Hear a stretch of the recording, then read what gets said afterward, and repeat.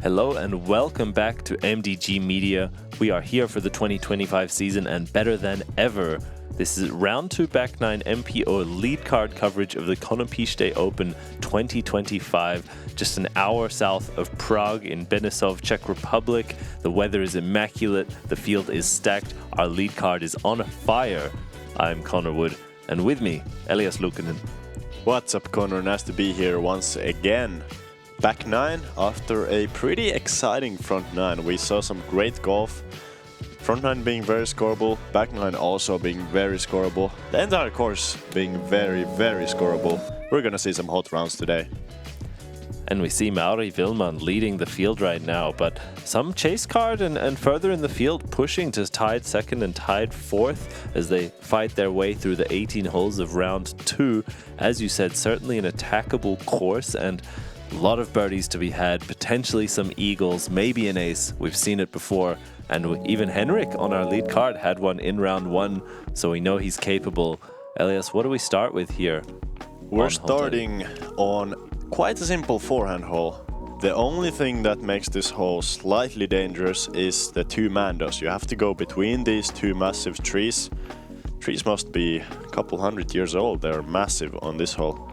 But if you have that 110 meter forehand down, you're almost always going to be in the circle.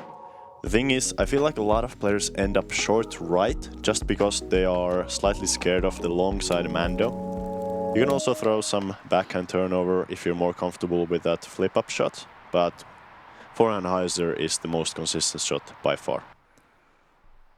I would agree with what you said. A lot of players ending to the right. I think they're afraid of the flex given the Mando, so they end up playing a pure hyzer that goes to the right the whole way, as Mauri's done. But his distance is pretty spot on. Considering that one angle shot, he is pin high to the right, roughly circle's edge. That's a good shot on this hole. A lot of players end up in circle 2 here. We see Peter trying to show us that understable backhand, goes to the width, finds the late flip, and sneaks his way past the Mando into a birdie look. That was on an edge the entire way. Luckily, he finds the right side. He's not worried about the Mando. Nestori worried about the branch, potentially. Yeah, that's honestly, besides the Mandos, that's the biggest danger on this hole. You can hit the gap, but if you are high on the right side of the gap, you're going to hit those branches. That's why the forehand hyzer also plays better, because if you hit the left side of the gap, you can be however high you ever want. And Henric Hagman actually aced this hole in round 1. Going long this time as well, potentially going for the back-to-back. I like the effort. It would be quite an occasion to do so. We go to Nestori first. This is about 25 or so meters down the hill.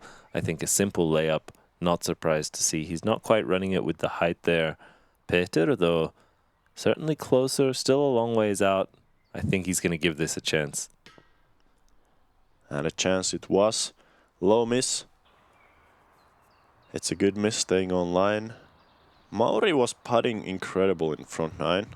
And he continues that on the back here. I feel like every putt that he has made has been just dead center. Just 5 centimeters over the rim. And the ones he hasn't made have still been incredibly close. There's a reason he is your current leader, and he is showing us why, hole after hole. Mauri dissecting the course. As we see this putt left here for Henric. Powerful stroke. Not quite to be there. A pretty short comebacker. I was expecting more towards 6-7 meters on the comebacker. This should be easy work there, yeah. Round score of -3 is... It's not hot, but the thing is, on the back 9, this is that type of course that you can shoot 8, 7, even 9 under on the back 9 if you're playing perfect. Especially if you have the power. A lot of these long par 4s, managing the slopes and the left to rights are much easier if you can comfortably throw that 120, 130 range accurately and not have to push or stretch your form and distance. This is a great example of that. Here on hole 11, we have a 281 meter par 4. The first shot is often a left to right shaping shot, but more of a net straight result. You want to land between this big red tree we just passed on the left and the corner bend to the right.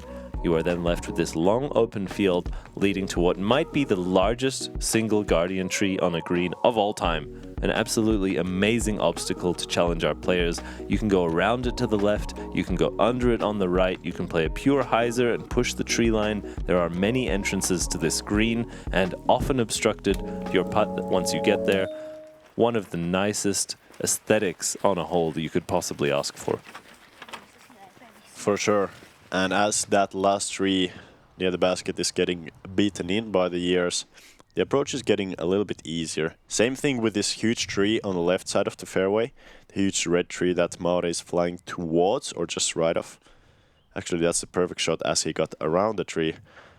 But even if you're slightly under that red tree, you always have some sort of shot to the green. And that's why on this hole it's so important that you don't turn your drive over rather than fading it out. Because if you fade out, you always have a shot. If you turn it over to the right side woods, you might not have anything. Absolutely, and anything that gets past this big red tree is pushing around the 135 meter range. And these are great examples of that left to right starting shot that ends back to the left. Nestori with a shot that looked to be in danger, but a very overstable disc that fought the power he put on that and ending back. That is actually smushed through the gap. Really well done. And first 3 drives offering great angles to the green. Henric flirting with that right side. As you mentioned, Elias, it's really the only significant mistake that can remove your birdie chance. But a good kick out. He has a tough angle, but still potentially can get himself an awkward look. This is going to be inside. Let's see if he punches through the branches, which he does. That's a C2 look there. I'd say that's a great result. Not only from that position, but also with the release he had. I think the disc couldn't have ended up any closer. Mauri opting for the right side entrance to the green. Gets a hyzer flip that's slowly dragged left towards the end of the flight, and also really well done managing the height. You have to punch the gap so cleanly. It's very common for you to hit the ground too early and be under or before the tree, or to throw it a touch too high and hit those branches. Peter with a touch too much understability, but I think quite a fortunate result given the flight initially from his hand. Nestori with the big drive of the group, having about 100 meters left to go. And I don't usually do this, but I have to shout out a shot on my group. Timo Hartman put this drive about 60 meters from the basket. So if you look at the whole distance, 281, that was one of the biggest shots I've ever seen, as Peter Lunde there finally getting his round going. -2. Somehow he still actually has a chance to shoot a solid round, even with a pretty much nightmare start. And you love to see it. We see Henric now from the wide straddle, also at 14 under, tied with Peter, despite their rounds feeling very different from the viewer's perspective. Mauri, I think there is no question as to how his round is going. This range he has been pinpoint on all day, and just another delivery on the pole. He is striping putt after putt. It's pretty unreal how smooth and confident and how consistent his release is. I feel like we should almost criticize that putt for being 2 centimeters to the right. As I believe, was that Nestori from the bushes? From the knee, tricky putt. He's usually pretty good. I'd say putting is definitely one of his strong suits. On a good day, he's one of the strongest C2 putters you can find.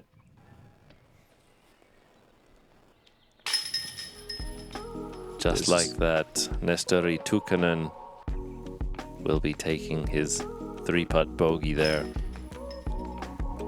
Hole 11, I think it's pretty rarely birdied. I'd say par is probably the most common result. Bogey is also quite rare, I feel.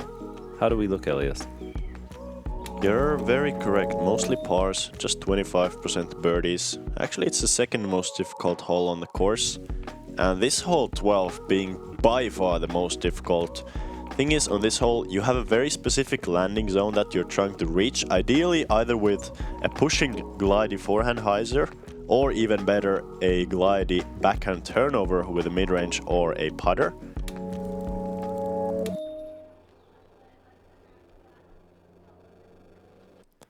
And an interesting note here, between rounds 1 and 2, there was a change to the Mando tree. The players were informed that the Mando would be moved about 10 meters more, forcing them down this intended gap to the left. There was a spike Anheuser play that was taken by some contenders, potentially causing dangers to other cards on the green. It's a rare situation that a TD or organization would be willing to change a course mid-tournament, but they did opt for that here for round 2. How do you feel about that, Elias? The first thought that comes to mind is if you were one of those players that caused the hole to be changed, I think you should be proud of yourself because you outplayed the course designer. And we see these players getting that left to right shape, trying to find the sweet spot. It's, in fact, very difficult. You have to with the forehand at least, really push the back tree line perfectly to get to the sweet spot, just as Nestori showcased for us there. That is pretty ideal. We go now to Mauri, who got caught up exactly on that backside tree line. He's just looking to pitch up to the tee, play a placement shot, and then get his putter over the water. That's going to be all right. Good chance for the par here. Peter going to look to do the same with just a jump putt. Usually if you're off on the drive, you really can't do much than just play for the par. Which, honestly, par on this hole, this is going to be the only hole on the course where you're quite happy with the par. And this hole is funny because that gap is honestly pretty big. Players hit smaller gaps than that all the time, but it's very common that they find some sort of error here on this second shot. It is quite an intimidating upshot there with the water, with the gap, with the ceiling. It's something about it. Players struggle to get through cleanly, even from a prime position. As a result, you see anyone in a not ideal position often lay up. Peter here shaping his soft Anheuser, and it just beats the water. Well done, and a clean delivery onto the green.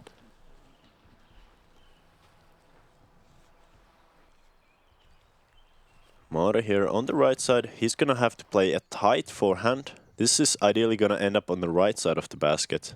And technically that's on the right side of the basket, but he used all of the available space there on the backside. Beautiful shot. Going to be an easy par on a hole that can easily cause... I'd say the double bogey is the most common really bad result here. You can definitely take more, but 6 is something that you can get even with just one bad shot. Fantastic putt for Henric there, taking advantage of being able to cross the pond on his second, puts it in on the third. Peter as well, with a putting chance, finds his par nicely after laying up.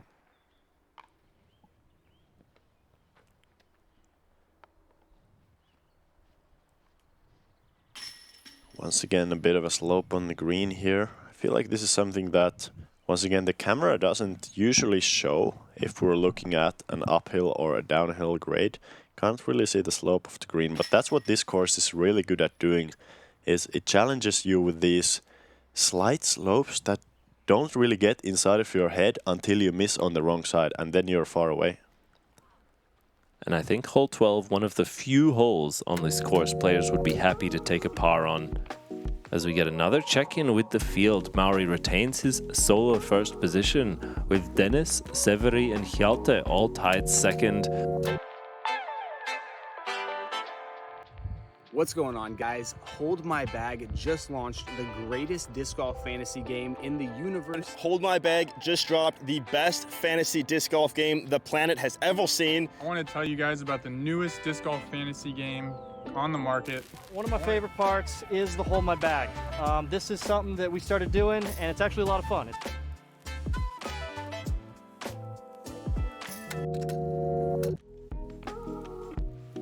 Here we see beautiful hole 13, a 108-meter par 3 sloping softly downhill. A lot of players will opt for a left-to-right shaping shot, a forehand hyzer, or potentially the backhand turnover. The backhand turnover definitely plays a little bit safer as you have OB lining the right side the entire way.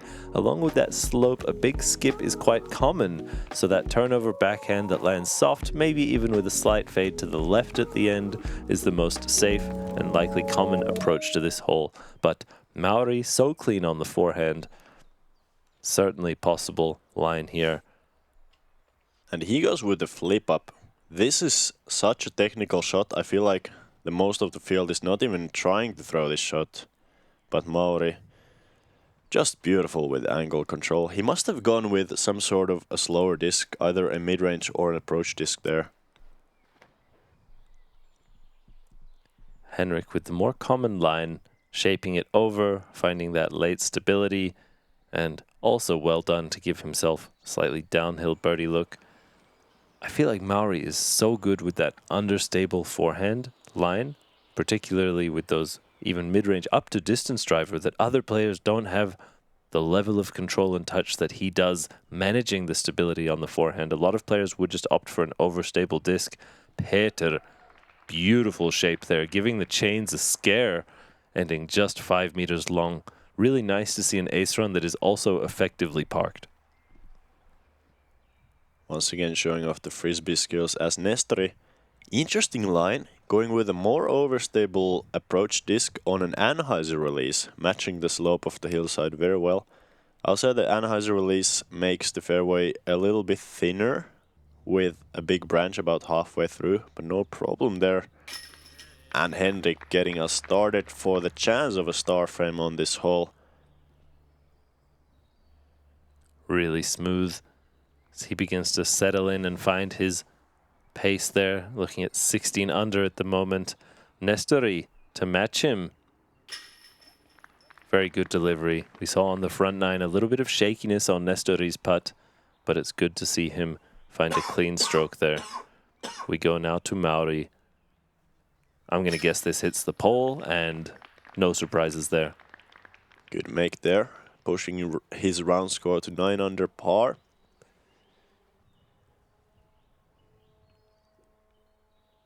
And this hole, this is starting the easiest stretch on the course.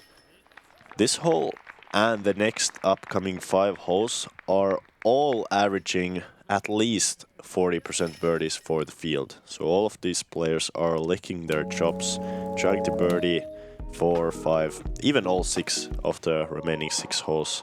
Hole 14 being no different, of course.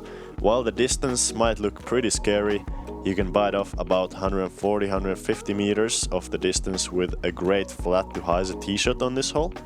The main objective of the tee is to not push it too far straight, but rather get as far left as possible through the gap. If you get further left, you're set up for a nice wide hyzer approach to the green. Even if you're a bit straighter, you have some sort of shot pretty much always, unless you go to the straight woods. On the green, uphill slope, slight left to right, playing once again really good for that right-hand backhand hyzer with something very overstable. You can even try to throw it in on the second shot if you are feeling like it. There's that flat to hyzer shape you mentioned, Elias, well executed. You need to fade left at the right time on this hole. Anything too early, you catch the left side, but if you flip up too flat, you can also very certainly find yourself heavily obstructed. So it's purely about the hyzer angle control, as well as, of course, finding the distance required to split this 260-meter par 4 in half, and both of those drives are pretty much perfect.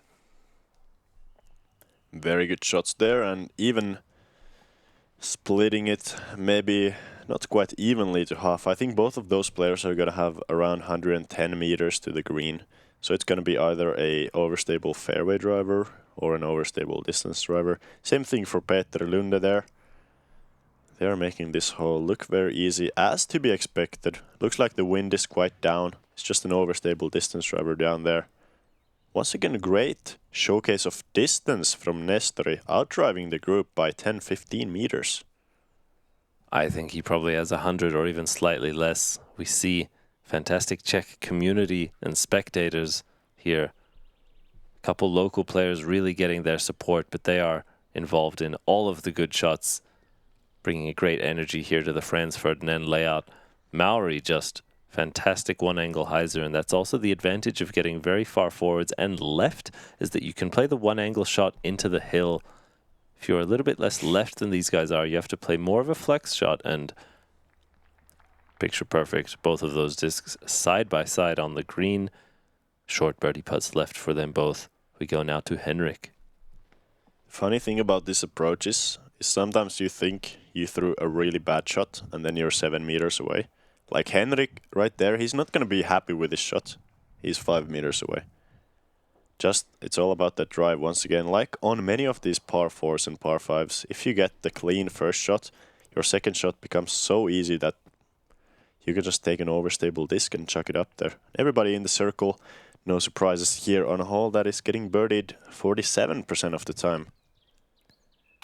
And I think that's a very common theme here on the Franz Ferdinand layout, is that it's very forgiving. You can make a lot of mistakes, or even one mistake per hole, and still be finding birdies and par chances.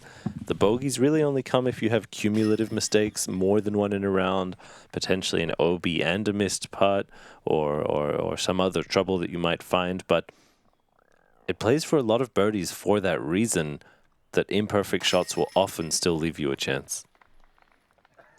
Very much agree with that statement, and the statistics on this hole back up your claim very well, as well as there are only 7 bogeys or worse in the field. Actually, not even worse than bogeys, only 7 bogeys. Nobody got a double on this hole, as to be expected.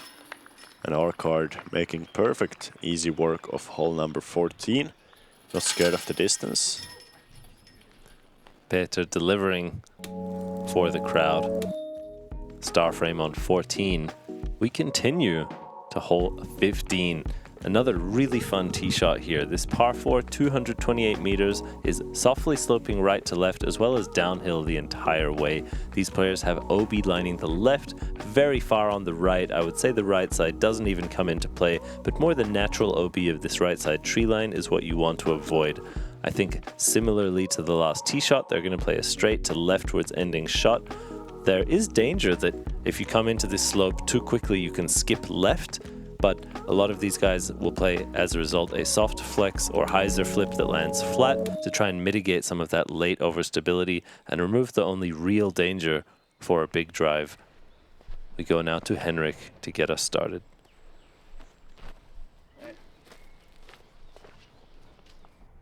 This is a bit on the right side, further than you would like. He's gonna have some sort of a shot, possibly a low sailing forehand to get to the green, but he would really love that disc to fade back at the very end, even though you want that slight anhyzer flight. Mauri uses all of the width, will be on the left side downhill shot, likely a long putter shot for him on the second. We go now to Peter. A little bit low from the hand, but you can see just how scary that left side is with the slope and the driver play, that it forces or encourages players to turn something over and use the width available to them. Nestori has been out driving his competition on a lot of these holes. We'll see if he does it again here. Looks like he does, just hammering on that disc.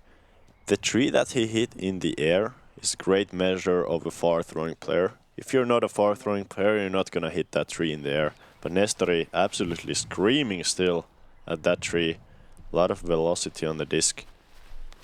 And this is gonna be a great showcase of the angle control of Peter Lunde. Hopefully, though this one not his strongest performance, turning it over. I think he was a little bit scared of that left side OB.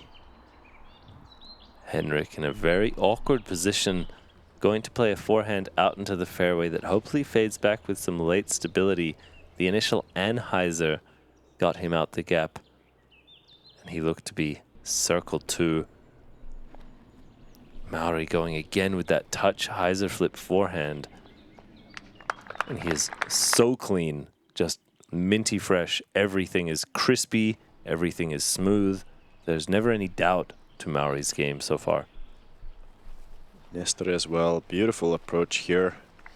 One thing I noticed, if you guys want to go back about 20 seconds, just listen to the sound that comes out of Mauri's hand when the disc is leaving, because the sound is feeling... It's feeling like the good forehand day that you get, maybe one day during the summer. Your forehand is just coming out so clean, and you hear that little... when it's coming out. I think I heard the same sound from Mauri's hand. Henric, an honest bid there. Finds himself medal, but no birdie.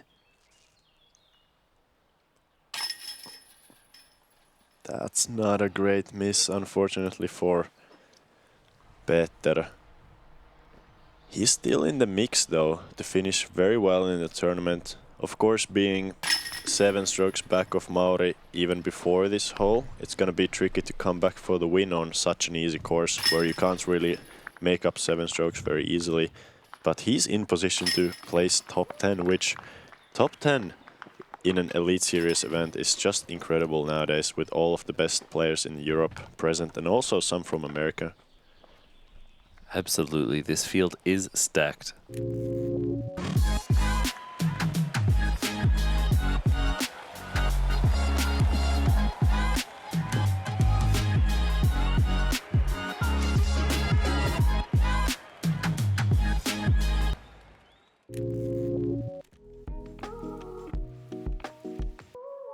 Hole number 16, par 5.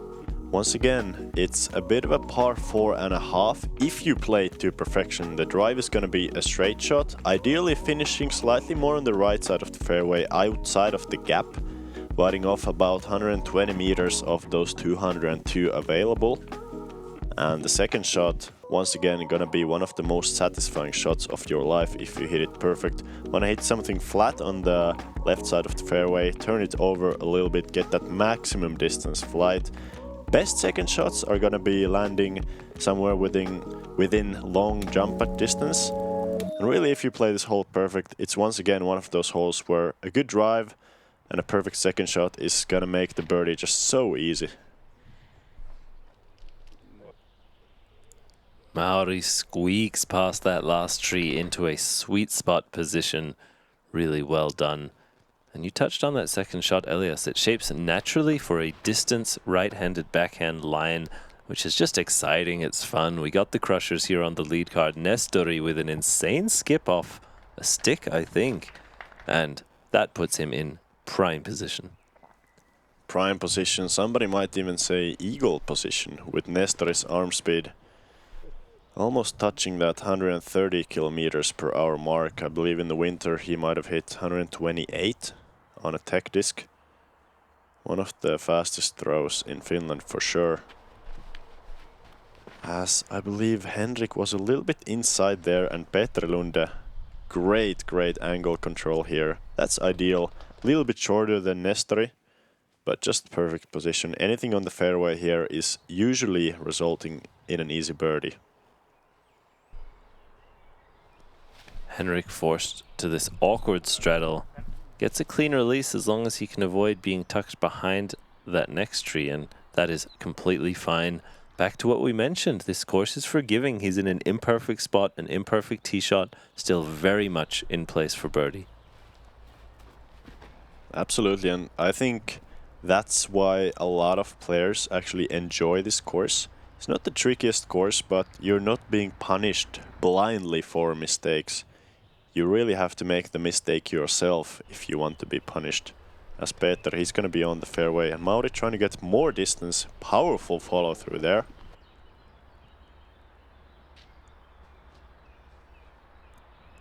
This hole has a nice sequence of challenges. Off the tee shot, they have to hit the right width. On the second shot, they have to hit the right ceiling. And on the third, they're left with what's often a long putt for eagle, or if you're playing for birdie, an upshot, managing your distance and touch under the ceiling of the trees, but up on the hill. It's a very nice sequence of challenges that you have to manage while being very attackable at the same time. Henric just to perfection up into the bullseye. Beautiful shot. I love his choice of angle there, keeping the slight hyzer angle all the way to the basket. Much more consistent than playing with 2 or 3 different angles during the shot. Nestori, I think he's gonna take a little nap down there. Not the greatest shot. He has very high standards for himself as well. If you find Nestori playing a 10-20 rated round, he's not gonna be happy. That speaks to the caliber of player we see here. This Disc Golf Pro Tour Europe event. Peter silky smooth with it. The crowd loves it. Mauri here. Look at that scorecard right now on the back 9. Yeah, he's not gonna ruin that scorecard with another par, is he? Only on hole 12, the most difficult hole on the course, he would get that par, but the rest is just clean birdies. As Nestori, with his putt, is actually makeable. Very powerful stroke there.